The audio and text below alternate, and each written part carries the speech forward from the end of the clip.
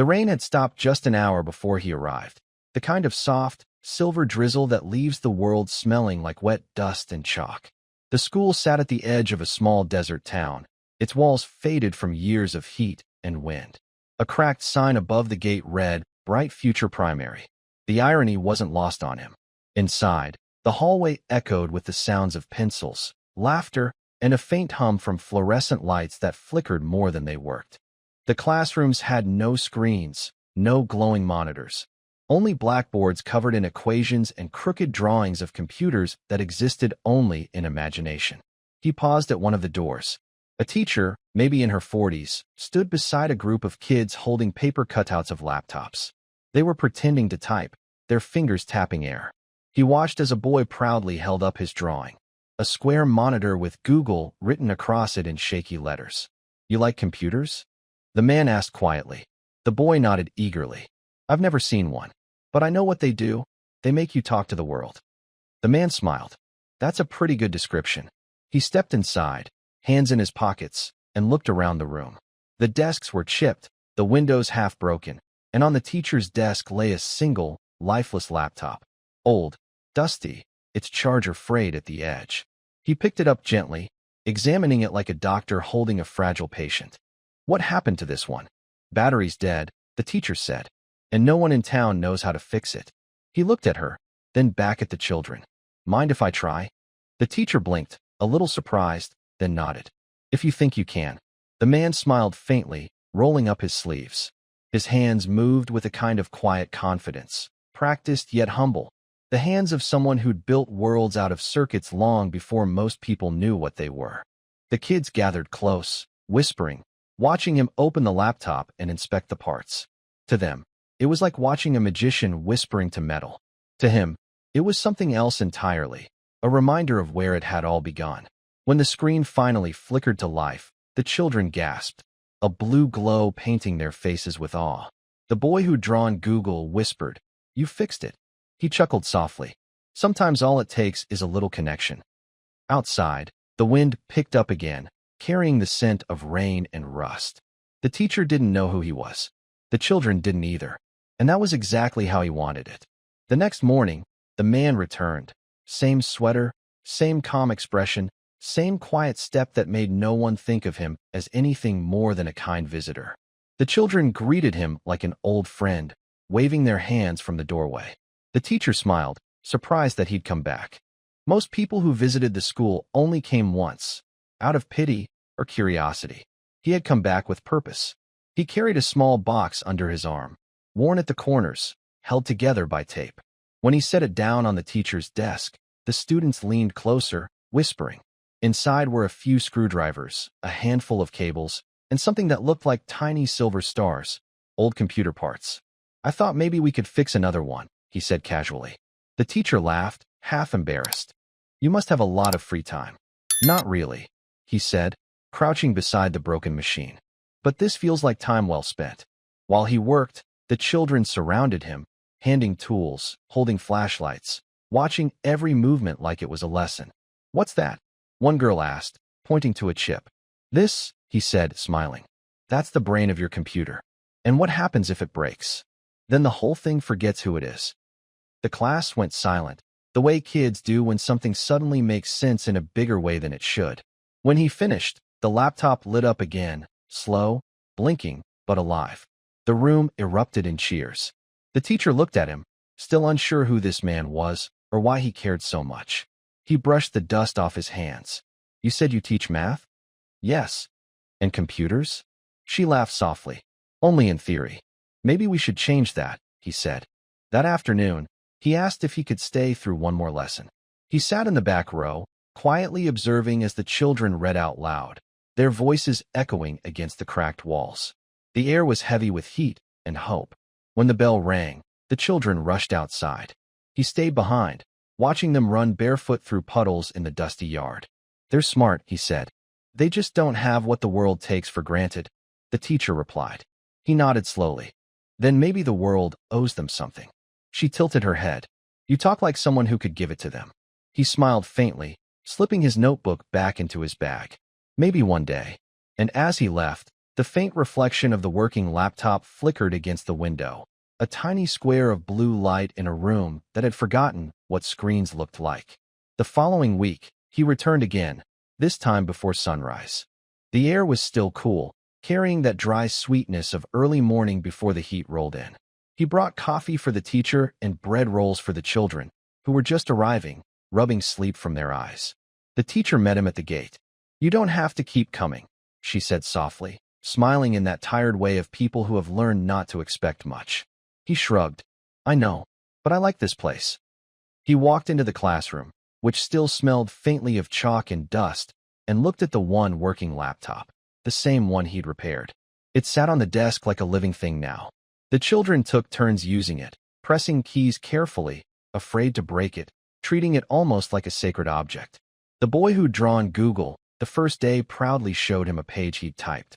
"My dream is to build a computer that talks back." The man grinned. "That's a good start." "Do you think I can?" the boy asked. He looked at him, really looked, and said, "If you can dream it, you can build it. That's how everything starts." The teacher stood by the door, watching as he taught the kids how to open files, save documents, and type faster. They laughed when the computer made a sound, as if it were talking back for the first time. At some point, the teacher leaned closer and whispered, "You teach better than half my staff." He smiled, eyes still on the keyboard. "Old habits.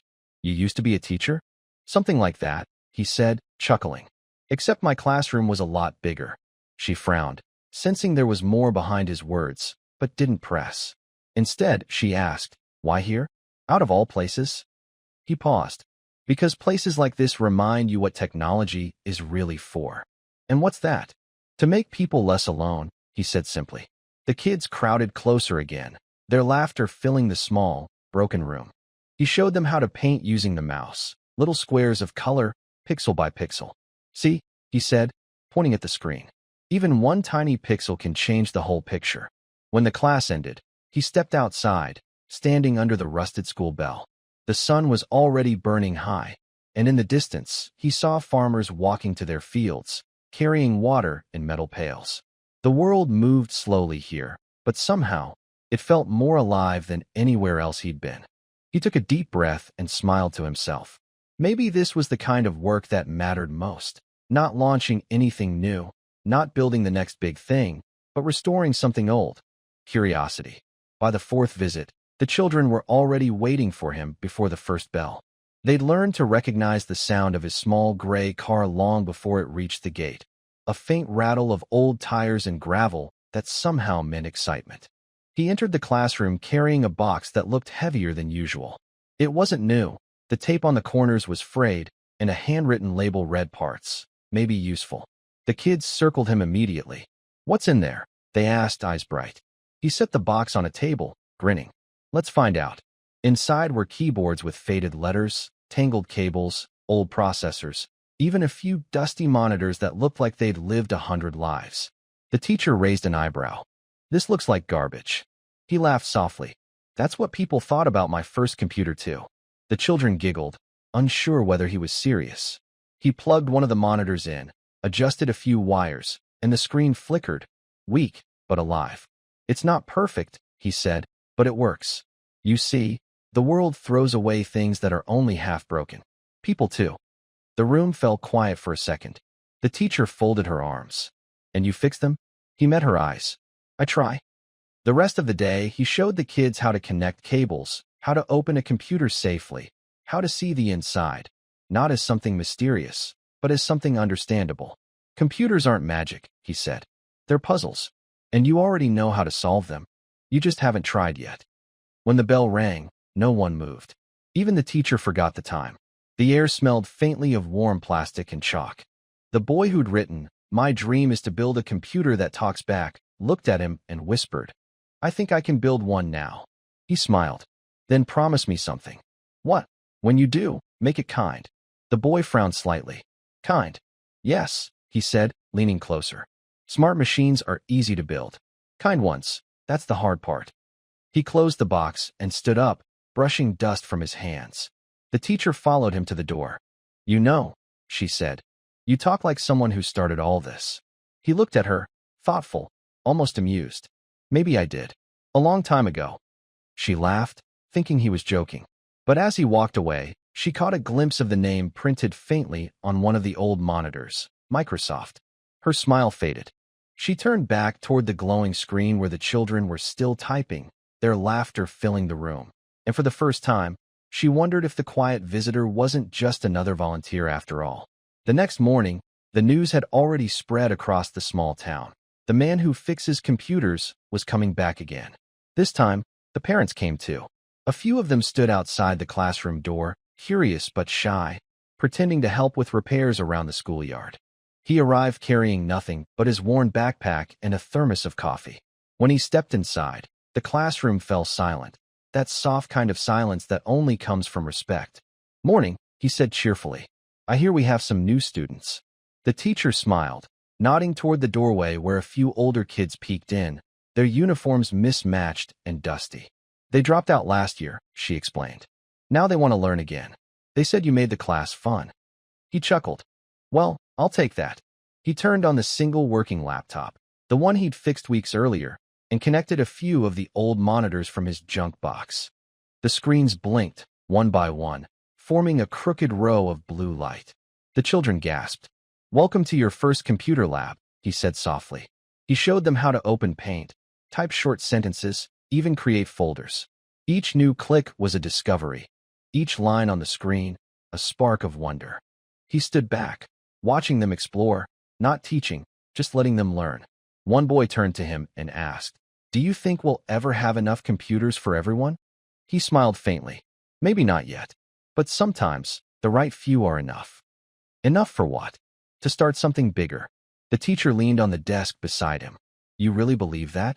He looked at the kids, their hands hovering over keyboards like they were touching something sacred.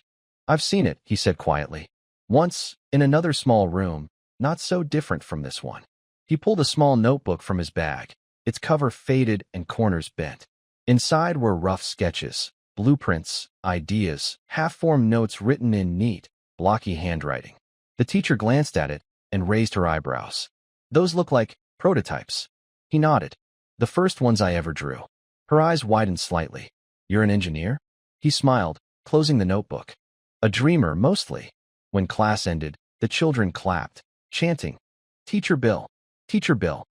He laughed, shaking his head. No, I'm not a teacher." But the look in his eyes said otherwise. As he packed his bag, the boy with the big dream asked, "Will you come back tomorrow?"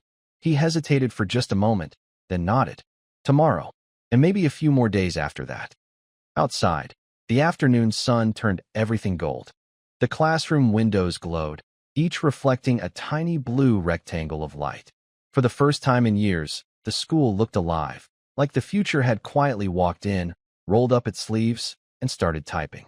The following day, the air buzzed with the kind of anticipation you could almost touch.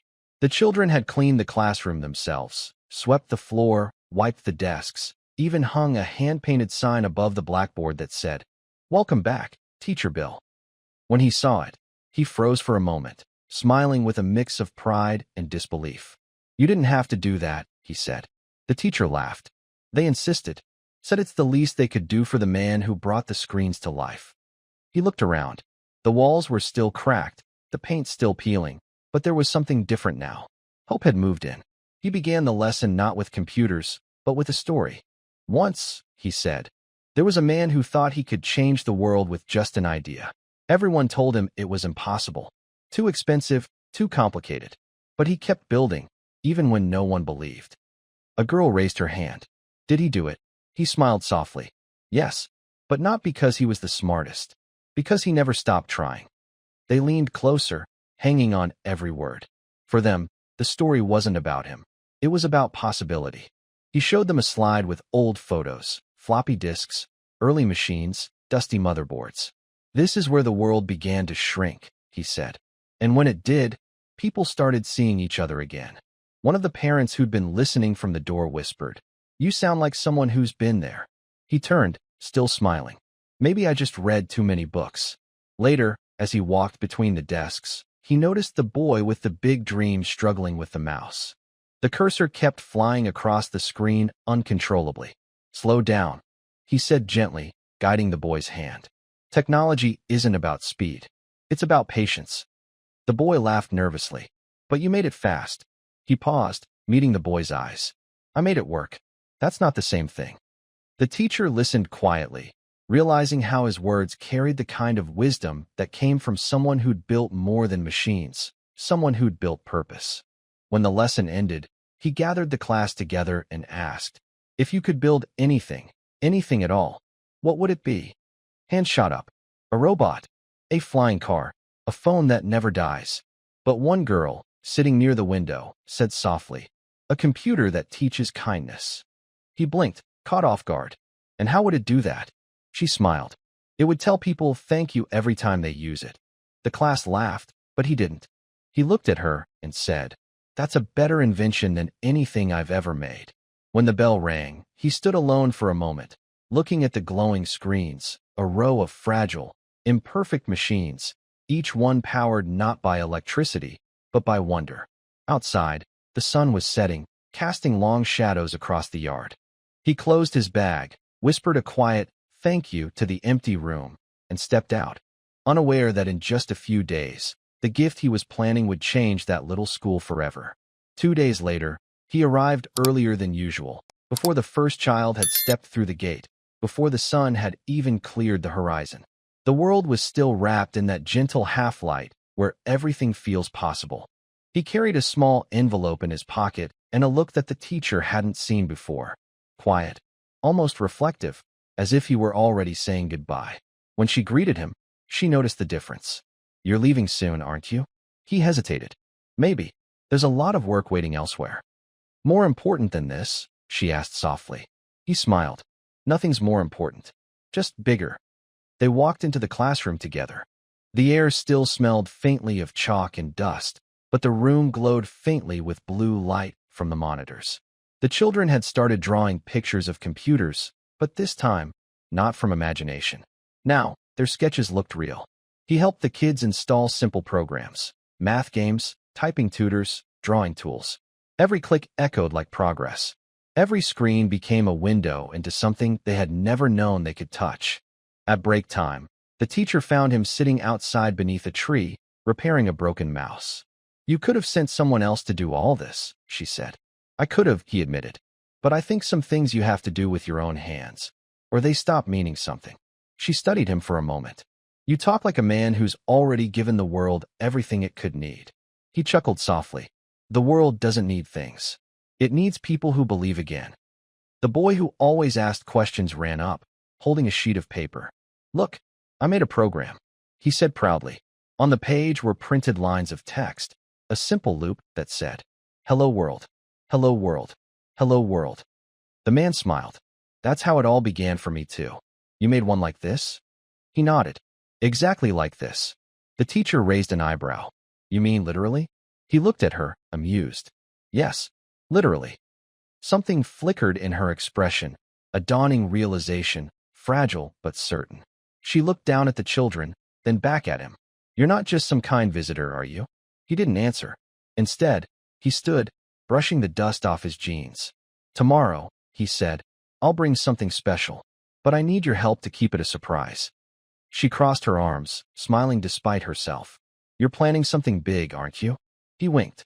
Let's just say this. When they turn on their computers next week, they'll see the world differently. As he walked away toward the gate, the teacher called after him. Who are you, really? He paused for a second, hand on the rusted metal latch, and turned his head just enough for his voice to carry across the yard. Just someone who never stopped believing that one good idea can fit in a classroom. Then he left, his figure small against the rising sun, while inside, the monitors glowed like morning stars, waiting for what would come next. The next morning felt different, like the air itself carried a quiet promise. Clouds hung low, heavy and gray, but there was a brightness beneath them that hinted at change. The teacher was already at the gate when she saw the small delivery truck turning the corner. It was old and dusty, the kind used for farm tools or bags of rice. But this one had boxes stacked neatly in the back, each marked only with a simple blue logo, a small window made of 4 squares. When the man stepped out, he didn't say much. He just smiled. I told you we'd make it bigger. The teacher blinked, confused. What is all this? He opened the tailgate, revealing rows of sealed boxes, new laptops, still wrapped in plastic. The children crowded around, whispering in disbelief. Computers, he said simply. Enough for everyone. The yard exploded with cheers. The kids clapped, some even jumped, not really understanding what this meant yet, only that the world had just grown a little closer. He crouched down beside one of the younger girls who was staring at the boxes like they were treasure. You remember what I told you? He said. One idea can fit in a classroom. She nodded. Is this the idea? He smiled. No, you are. They carried the boxes inside, one by one. Dust rose from the floor, mixing with sunlight. Each desk soon had its own screen, its own little window to somewhere bigger. The teacher's hands shook as she cut open the last box. How did you even? He shook his head. Let's just say I know some people who still believe in the power of a startup. She stared at him for a long time, realization finally dawning. The voice, the words, the logo on the boxes. You're not. He raised a finger to his lips. Shoo, let's keep that between us. When the computers were set up, he pressed the power button on the first one. The familiar chime echoed through the room. Soft, clear, unmistakable. The children gasped as the screens came alive in unison, a wave of blue light reflecting in their eyes. One boy whispered, "It's like magic." He smiled. No, it's science. But it feels the same when it works. The teacher stood beside him, eyes glistening. You know, she said quietly, people like you don't usually show up in places like this. He looked at her, then at the children typing clumsily on the new keyboards. That's exactly why they should. And for the first time in that town's history, the classroom buzzed not with silence or dust, but with connection, laughter mixing with the soft hum of computers waking up to the world. By the next morning, the entire town seemed to know what had happened. Parents walked their children to school just to see the new miracle classroom, a room glowing with soft blue light in a place that had never known electricity past 5 p.m. He arrived quietly, almost unnoticed. The teacher greeted him with tears in her eyes. You didn't just change a classroom, she said. You changed a whole town. He chuckled softly. No, they just needed someone to remind them how to turn things on. When he stepped inside, the students were already seated, typing, clicking, exploring. Their laughter mixed with the rhythmic hum of machines, the kind of sound that once built empires, now reborn in a dusty little school. One boy waved him over. Teacher Bill, look. I made a picture of our class. On the screen was a pixelated drawing. Their small school, the teacher by the door, and a man in a blue sweater surrounded by smiling kids. He leaned in, smiling. You forgot one thing. What? He pointed at the windows. You need to add the light. The teacher watched him from the back of the room. She'd spent years fighting for funding, sending letters, waiting for answers that never came. Yet here he was, one man, 1 week, and everything was different. After class, the mayor came to meet him. Sir, we'd like to thank you on behalf of the town. Maybe have your name on the school gate? He smiled politely. That's kind. But names fade. Let the laughter stay instead. The mayor frowned, confused. At least tell us what to call you. He paused for a moment, eyes drifting toward the children waving through the window. Then he said softly, call me a friend. That afternoon, he sat beneath the same tree outside, watching the children through the open door. Their reflections shimmered in the screens, their faces glowing, small, brown, bright with discovery. The teacher joined him, carrying 2 cups of tea. You know, when you first walked in, I thought you were lost. He smiled. Maybe I was. And now? He looked at her, the sun catching in his glasses. Now I think I found what I'd been trying to build all along. She tilted her head. And what's that? He nodded toward the window. A reason for all of it. The bell rang again, the old, rusted one above the door. The children cheered, not because class was over, but because they could stay and explore. For the first time, knowledge felt like play. And as the light faded into evening, the town's first computer lab kept glowing. A quiet miracle powered not by electricity, but by someone who still believed in beginnings. The next morning, he didn't come. For the first time in weeks, the classroom door opened to an empty space at the back where he used to stand.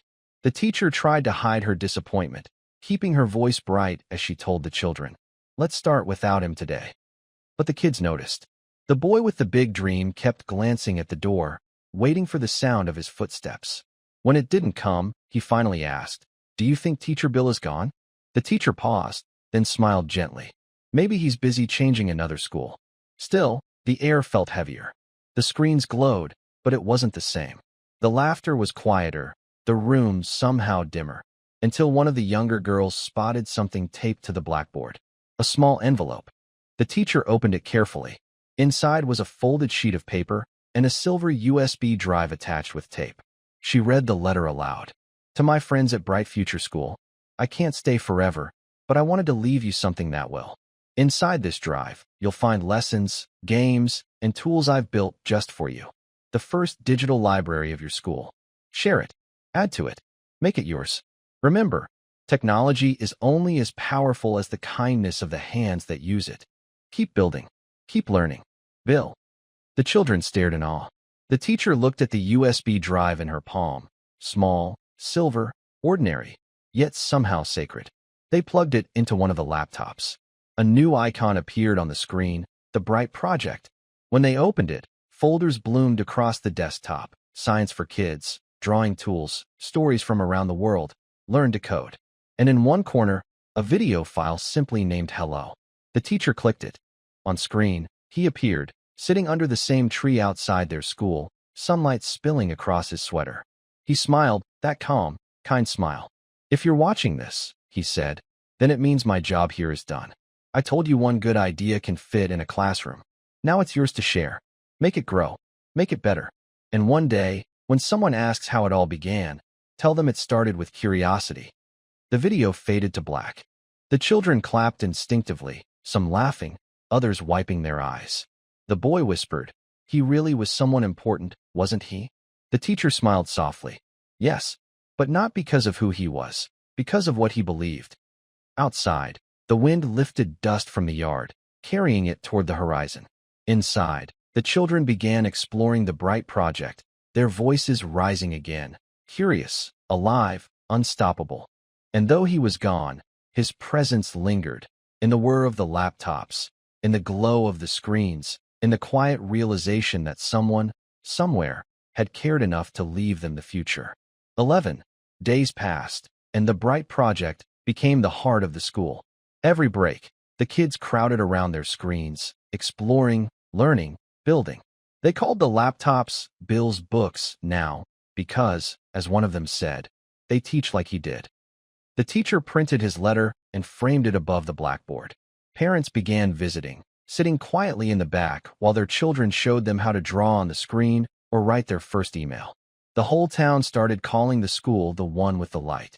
One afternoon, the teacher found the boy, the one who dreamed of building a computer that talks back, sitting alone, typing something carefully. "What are you writing?" she asked. "A thank you letter," he said. "For him." On his screen, in simple, misspelled lines, it read, "Dear Teacher Bill, we still say hello every day.